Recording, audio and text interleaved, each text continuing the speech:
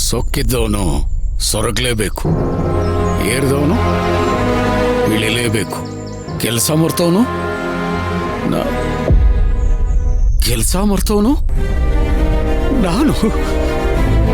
ನಾನು ಕೆಲಸ ಮರ್ತವನು.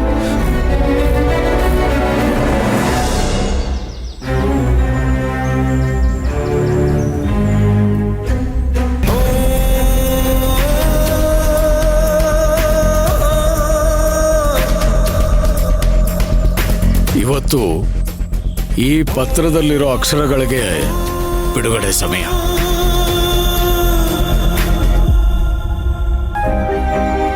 ಈಗಲೇ ಹೋಗಿ ಈ ಮನೆ ಧರ್ಮಾಧಿಕಾರಿಗಳಿಗೆ ಈ ಪತ್ರನ ತಲುಪಿಸಿ ನನ್ನ ಋಣನ ಕಳ್ಕೊಂಡ್ಬಿಡ್ತೀನಿ.